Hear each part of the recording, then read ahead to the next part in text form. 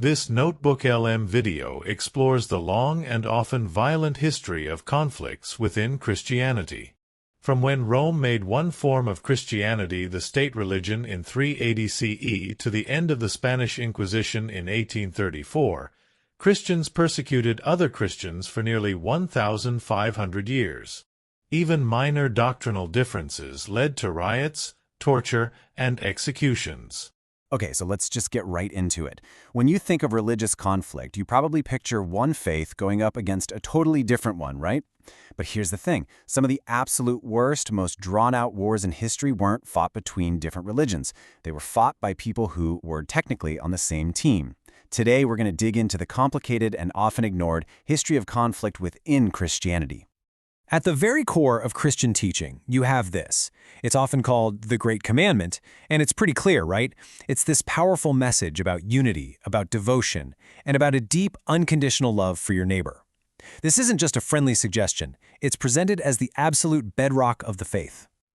And that, right there, brings us to the central and, let's be honest, a really uncomfortable question. If love your neighbor is the #1 rule, how on earth do you explain centuries of division, persecution, and all-out war waged by Christians against other Christians? It's a huge contradiction. To even start to unpack that, we have to go way, way back. Because the truth is, this isn't a new problem. Right from its earliest days, Christianity has been a faith of deep and sometimes violent contradictions. This wasn't something that developed later on. It was baked in from the very beginning. Yeah, this is not a modern issue. It didn't just pop up during the Reformation. The seeds for all this conflict were sown almost immediately, as soon as the first followers had to figure out what their new faith was actually going to look like in the real world. So where did it all start? Well, let's take a look at the very first major split in the church. It was this fundamental disagreement that really set the stage for centuries of fighting to come. It was a battle between law and faith.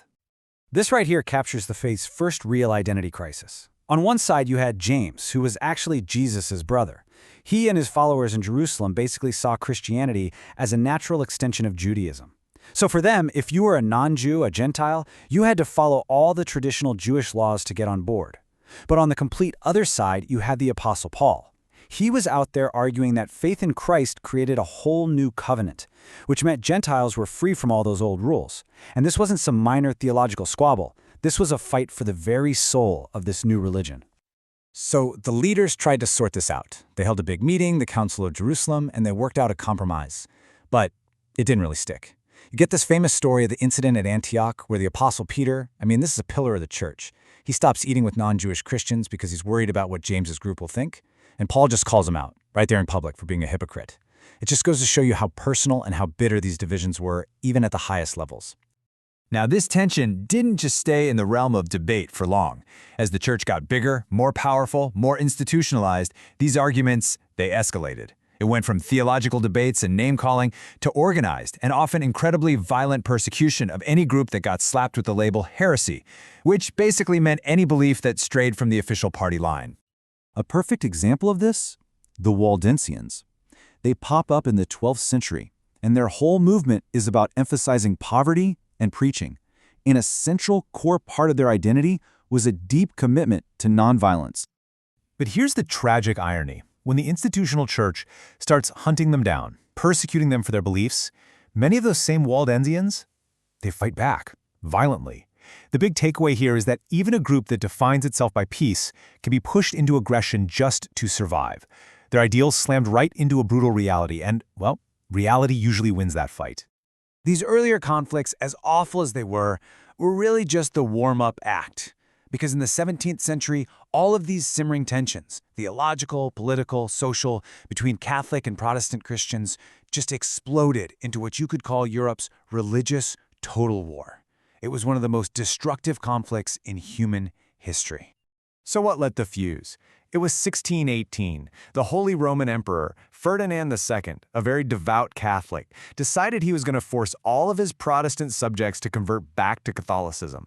And what started as this sort of regional religious rebellion, it just spiraled completely out of control. And you can just watch it escalate. It kicks off with a pretty dramatic act of rebellion in Prague. Then Protestant Denmark jumps into the fight. Next thing you know, Sweden, which was a huge military power back then, enters the war. And then, and get this, Catholic France joins, but on the Protestant side. Why? Because for them, their political rivalry with the other Catholic powers was way more important than their shared religion. The war had completely morphed from a fight over faith into a continent-wide political bloodbath. And there's a reason historians call this a total war. It's because it touched everyone and destroyed everything.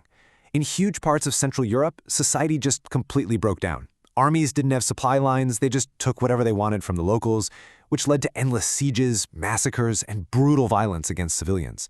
Disease was everywhere, and to make everything a million times worse, a weird climate shift called the Little Ice Age was causing crops to fail, making the famines even more devastating. The human cost was just, it's hard to even wrap your head around it. The war finally ground to a halt in 1648 with something called the Peace of Westphalia. But as this quote gets at, it really wasn't a victory for anybody. It was a peace that was born from pure, total exhaustion.